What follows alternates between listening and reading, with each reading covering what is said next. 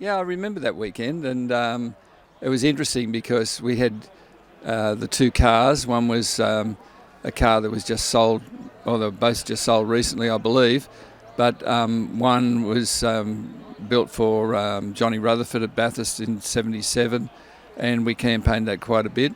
And then we had the car that we used for the majority of the championship race in '79. And as it turned out, Alan Moffat drove the championship winning car and I drove the older car. But it was quite good fun. Not only the hot running drivers, the calibre of Bobby Morris, Alan Grice, Dick Johnson, Alan Moffat, but also the people who campaign on the Australian Touring Car Championship Trail, Murray Carter, all the way up from Victoria, Dick Johnson and Johnny French, who are down from Queensland. French, of course, driving a local entry, the Thompson Ford entry, normally driven by Colin Bond, as Evan mentioned. Johnny Goss, nice to see John back at the field. Let's have a look at the replay of what happened earlier. This will be a nightmare for Alan Moffat, and hopefully it won't happen in this final, this all-important final this afternoon, after he blew an oil filter going up Bitcher Pave. And how on earth so many cars came through that, because at that particular time of the day, the sun right in the driver's eyes. But Moffat was able to get out, get the car back. It's been repaired, and he is ready to go in the final this afternoon. Moving into this final heat, the series leader and the leader on points after the two heats run so far today is Bobby Morris, having accrued 14 points from a second placing and a first. Dick Johnson provisionally is in second place on points. That's after today's two heats, of course, not in the overall series so far, but that's provisional for Dick Johnson because he has a 1 minute time penalty standing against him for jumping the start in the second heat. Alan Grice so far today has accrued 8 points in his Craven Mild Tirana, followed by Charlie O'Brien with 6, and then Alan Moffat and Gary Rogers both have picked up 5 points, Warren Cullen 3, Garth Wigston 2 points, and Gary Cook 1 point. But those 14 points for Bobby Morris today, added to the 30 that he collected with 3 straight wins in the first round of the series, put him on 44 points and well clear of the rest of the field at this stage of the Amscar series. John Goss, we were just following up the hill in car number 3, the big blue and white Falcon. He just passed Ray Kalida in car 28. They'll be sharing the second last row of the grid. In this final heat this afternoon, 15 points go to the winner, 12 for second, 10 for third, 8 for fourth, 6 points for fifth, 5 for sixth place, 4 for seventh, 3 for eighth, 2 for ninth, and 1 point for 10th place.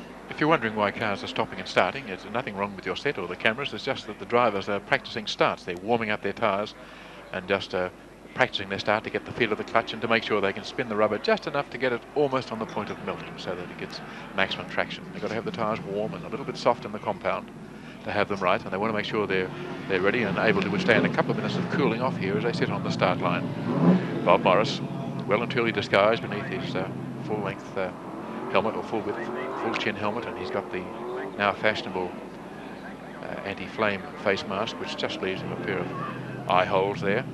It must put the driver off. It's limiting the restriction, limiting as far as visibility is concerned, but I bet that they're really welcoming the fact that the clouds have come out and blocked off the sun, because it's been a very warm day and they will really be feeling hot with 13 laps here, working as hard as they do. Not many spots where their skin is visible, as you can see, just around the eyes. That's all that Bob Morris is showing. With a bit of cloud cover at this time of the afternoon, it would make for almost ideal racing conditions. Absolutely. Alan Moffat there. 18 cars are starting. It's a full field. Moffat out there on the line, one of his camel filter girls alongside.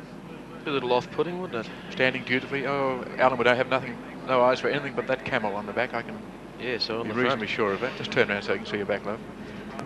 She's determined to stand side on. Poor child. Anyhow, she'll leave when the 1 minute board goes up. And there it goes. Everyone leaves the grid. And now the field is in the hands of the starter, our backpack operators. Also leaving the grid. Car number 11, Gary Cook.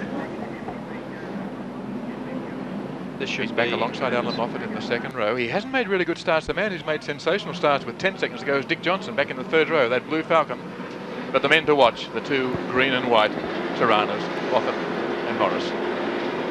Round 2 of the Amscar Series final. It's Bobby Morris off the grid with Alan Moffat following up the inside of Garry Cook. Grice going wide, and it's Moffat resting Alan Grice on the inside. There goes Dick Johnson Dick Johnson on the outside of Alan Grice, but they run out of room as they go over the top.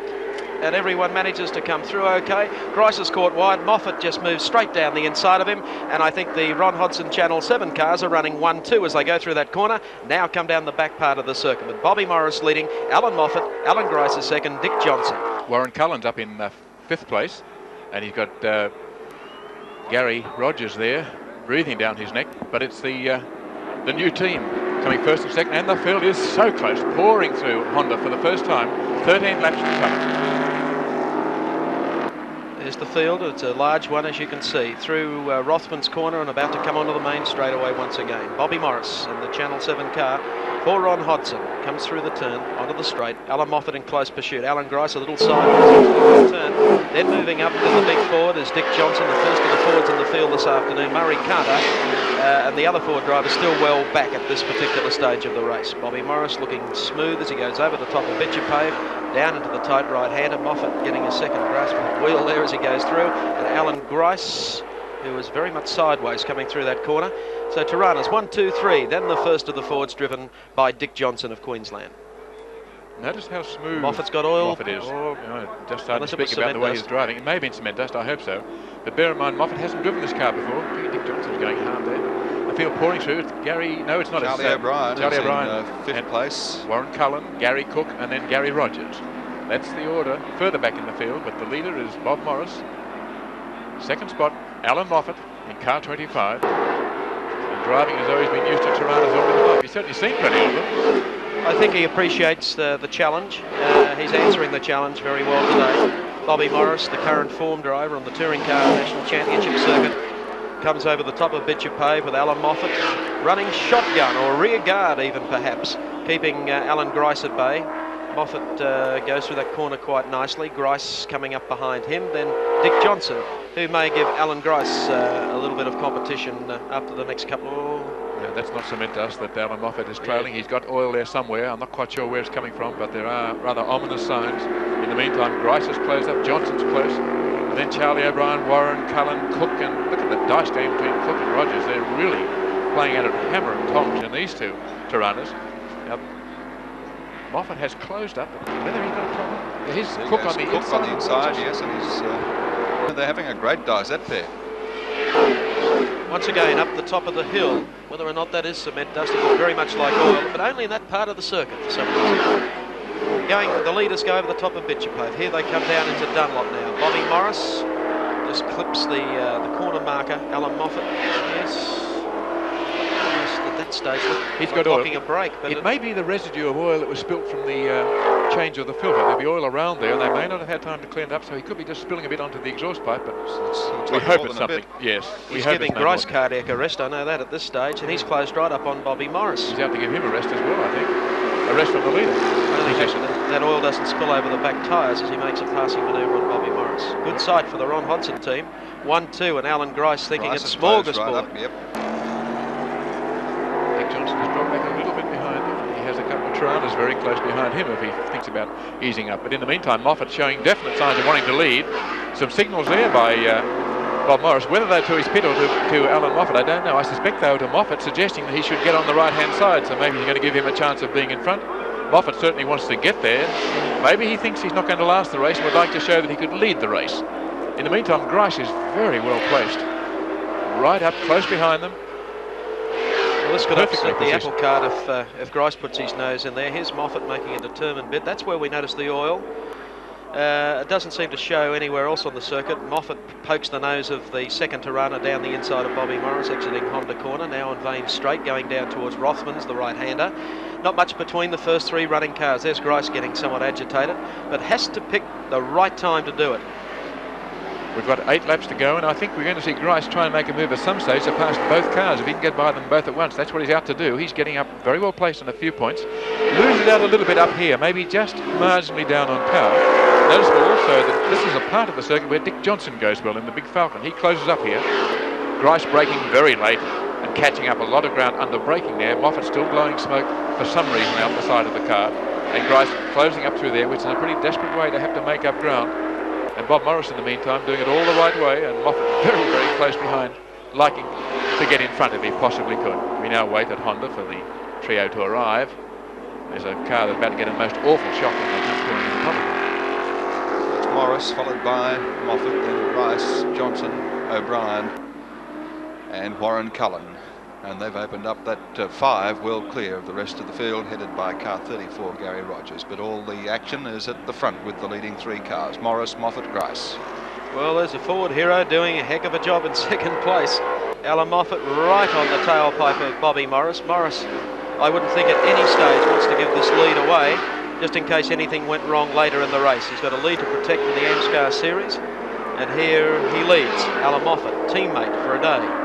Grice much closer than he was before. He's made up ground on time. The race now, by the way, is halfway through, and Grice very well placed. This is the part of the circuit where he tends to catch up a little bit, so he's closer than he's been before.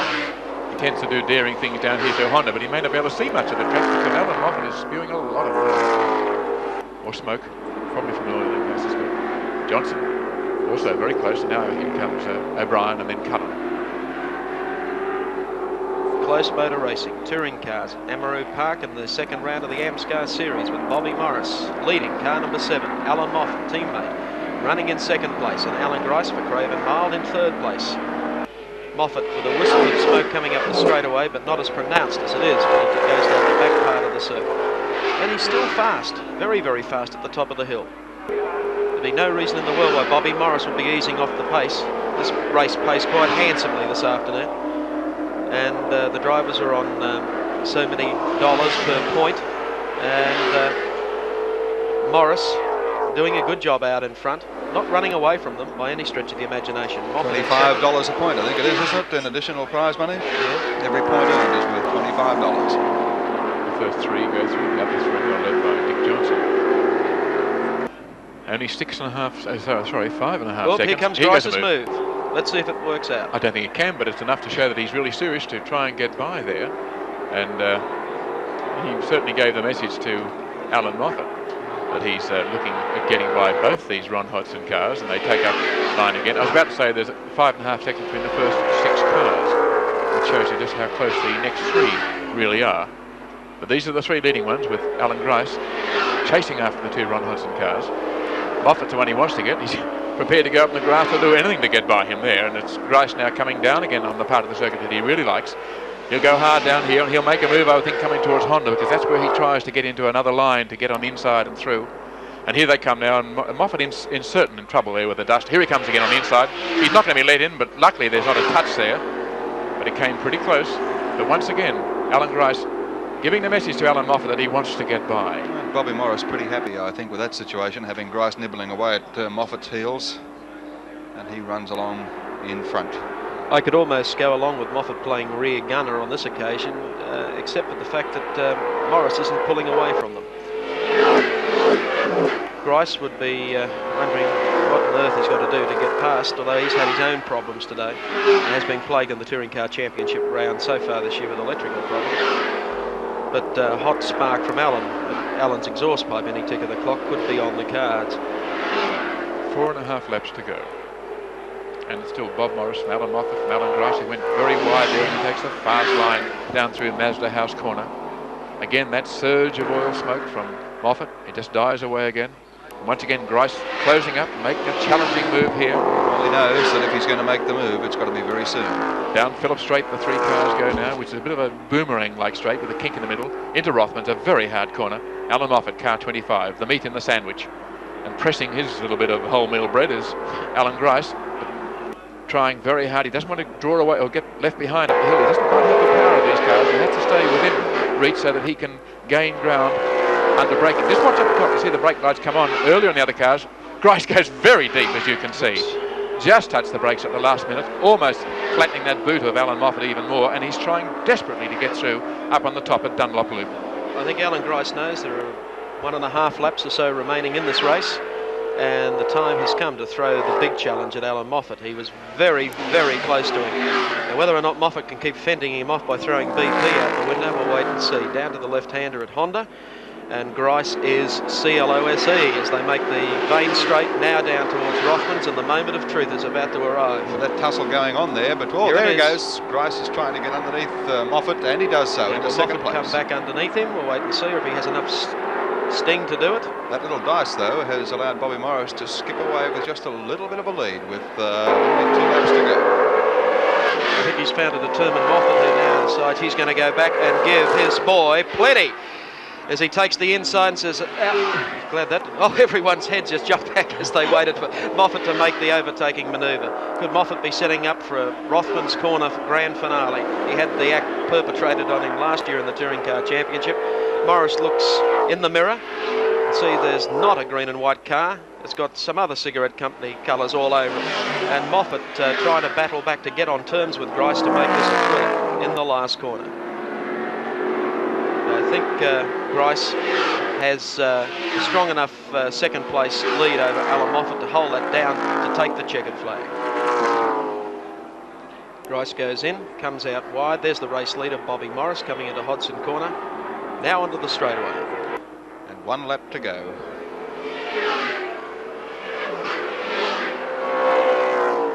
Bobby Morris doing it well in front, looking for his second win of the day in the Amscar heats. Alan Grice in second place, followed by Alan Moffat. I don't know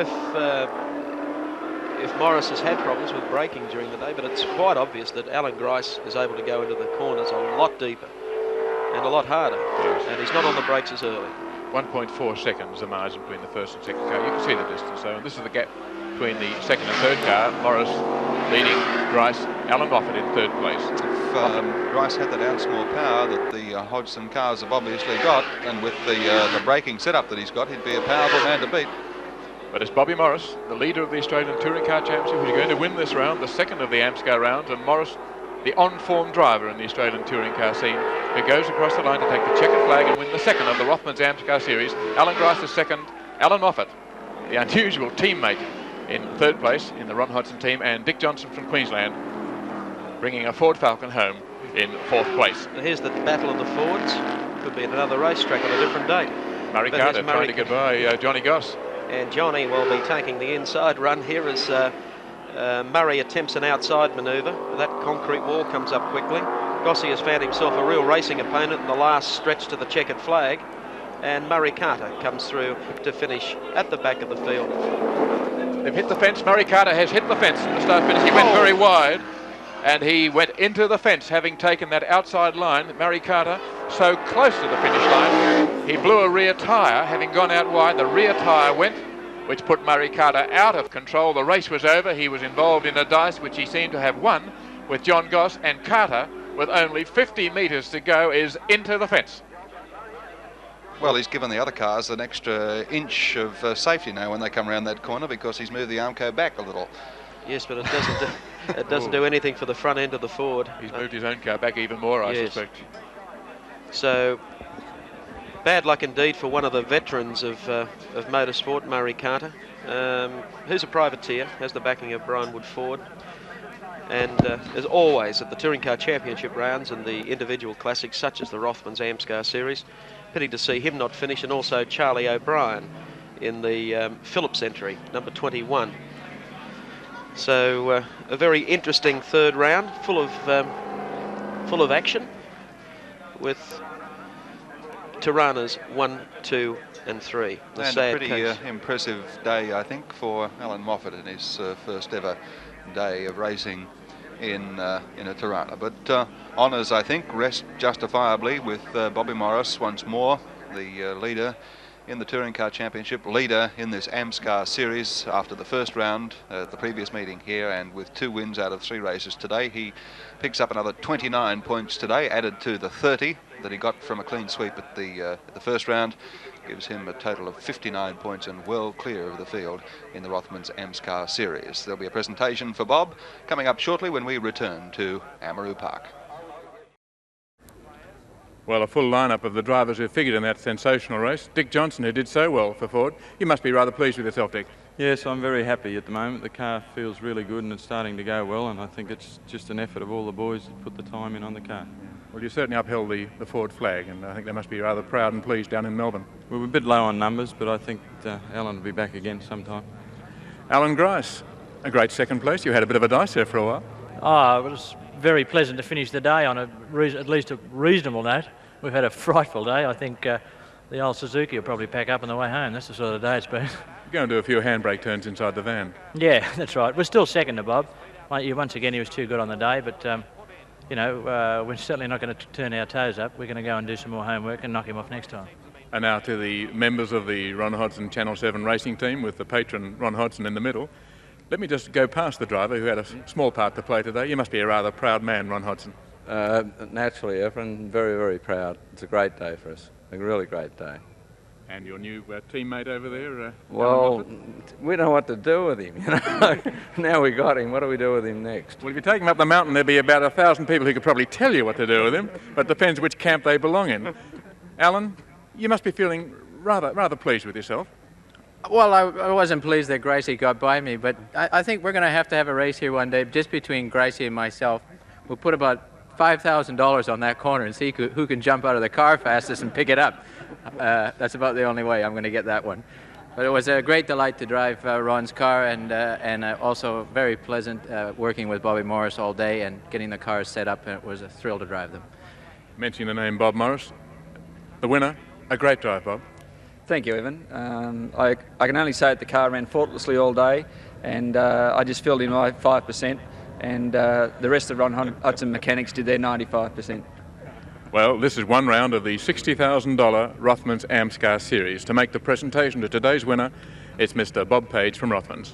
Thank you very much. Just quickly before I do, thank you Channel 7 for televising the action. Thank you to the organisers of Amaroo for another great meeting, and to all the competitors who took the cars to the grid not once, not twice, but 3 times today. When you're hot, you're hot. Bobby Morris, you're probably one of the hottest touring car drivers in Australia at the moment. Congratulations to you. Round 2's yours, 2 to go. All the best in the Amscar series. Well, thanks very much. And we'll try and have 4 of these on the mantelpiece by the end of the year. Sorry, Bob. Thank you, Evan. What was that? Sorry, Bob, you won't get 4. A bit of dissension here, I think. So here you are up on the Gold Coast all these years later with a big gap from motorsport, really. How does it feel to be with all these guys again?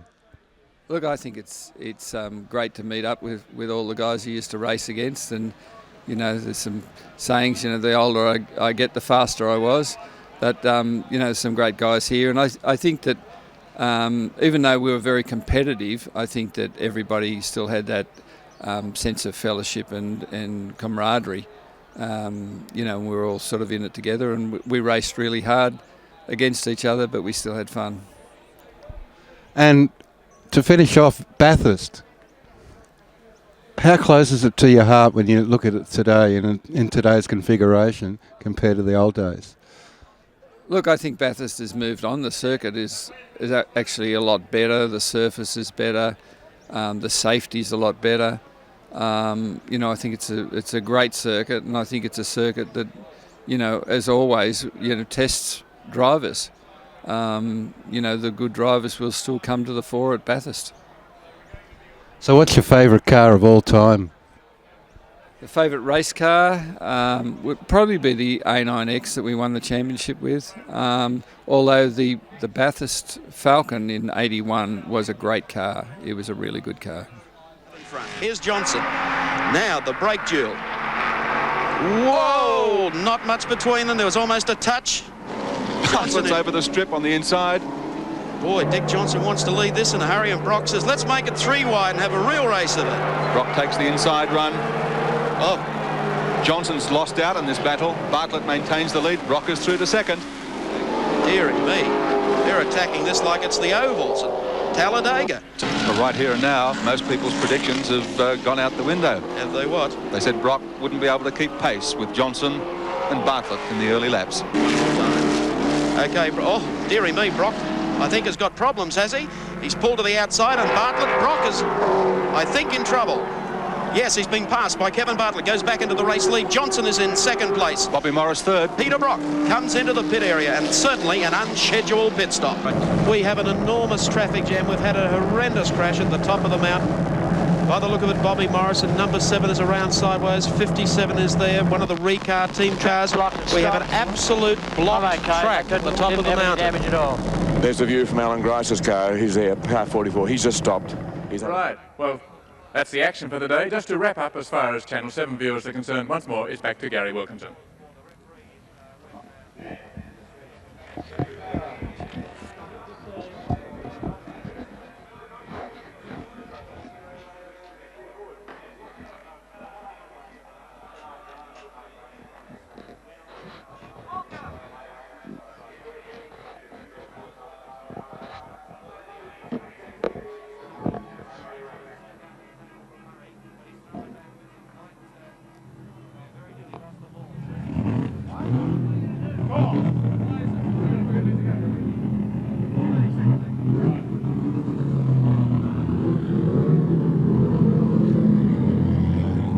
Well, here we are, after a little bit of confusion, but just running to a man who wasn't there. Who wasn't there? No, we were all on our way to join you down here, Evan, with all the fun and excitement and some pretty elated people, I think, after today's round of the Amscars. Yes, some great action. I think this is it's a new series, as you know. It's been something of a pioneering effort, and I think it's working out very, very well.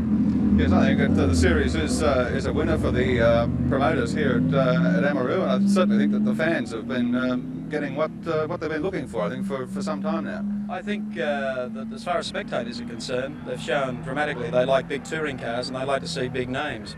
And probably today's crowd would rival that of the biggest crowd of the Australian Touring Car Championship Series so far. So I think the success of the Amscar Series is guaranteed. Well, Alan Moffat with his first day in Tirana, maybe his only day in Tirana, so of course he's keeping his options wide open and playing the cards close to his chest. Yes, it'll be intriguing to see whether he comes back. He'll certainly be here at the next meeting, but whether he's driving the Ron Hodgson car again or whether he's back in his Falcon is hard to say, but I did see Ron Hodgson doing this sort of action with him and leading him away. When Ron does that, it means there's something cooking, so we might see Alan Moffat back at the wheel of a Tirana again. I know Ron Hodgson would like to have him. Whether Ron Hodgson could afford him is another question. Yeah, I guess that's a point too, but I think, Mike, you made the point earlier that there must be a lot of Ford officials today in various parts of the country with a severe case of heartburn. I would think so. I think as far as the Ford Motor Company is concerned, they're out of motorsport for temporarily, of course. Alan Moffat, who has been their standard bearer, their flag waver, has come and driven a Tirana. And I think if Moffat can be coaxed back just to run the Amscar series in a Tirana, that could be somewhat embarrassing. You don't really know. There's so many things that can now happen. We could have Ford drivers running Holdens. I wonder how many Holden drivers going to Ford. There'll be a lot of discussion in the portals of Ford on Tuesday morning. They'll be sitting down and saying, look, we can't let this happen. This man is too good to have him out of the Ford. What can we do to get him back in? One of the problems, of course, is to do with the new model and the homologation, or the accreditation of it. You know, it just isn't a car that can be recognised by CAMS yet. Ford aren't prepared to spend a huge sum of money to bring this car up to the specification of the previous Cobra just for a few races, because next year the rules change. They wanted to run next year's rule this year. CAM said no, which is quite a logical sort of thing. They want to stick to the rules. But Ford reckoned it would have cost them about $1 million to have done the engineering work, to have changed and produced enough cars to have got the homologation papers. So we've got Alan Moffat virtually sitting on the sidelines with an outdated car or not running it at all. And that's a situation that can't be allowed to continue. I know Murray Carter told you before, Mike, that he would never drive a compromise, but after the little bingle we saw him have with the fence just now, he might have second thoughts. Maybe Armco's a bit of compromise, I don't know. But the Fords have had their battle today. They haven't been in the limelight. They haven't been in the limelight since the Touring Car Championship started. You take Alan Moffat out of the National Touring Car title this year, it'd be very hard to find a Ford that was still in there, that draws the spectator interest. I agree with Evan that Moffat needs Ford, Ford needs Moffat. I think Motorsport, to have that fair balance, needs Ford participation. Maybe not in 78, but certainly, or 1979, but certainly in the 80s. Well, all the jubilation at the moment, as I see coming down through Honda Corner, Bobby Morris, led by the Rothmans Cortinas on his victory lap. All the jubilation today is in the Tirana camp, in the Ron Hodgson camp more especially, after the second round of the Amscar series with 2 victories to Bobby Morris out of the 3 heats, the other victory to Alan Moffat. In the series, that puts Bobby Morris way in front with 30 points from 3 straight wins in the first round of the series. 2 wins out of 3 today gives him a total of 59 points. And Alan Grice, by dint of steady running, if not in his usual spectacular fashion, has now a total of 44 points to hold down second place in the series. So it's been another exciting day's racing here at Amaroo for the Amscars, and of course there's more action to come right through the season here. We hope to have you back again when next we have motor racing at Amaroo Park. Meantime, Evan Green, thank you very much. Mark Raymond, thank you. And we'll be back once more when there's motor racing action from Amaroo Park.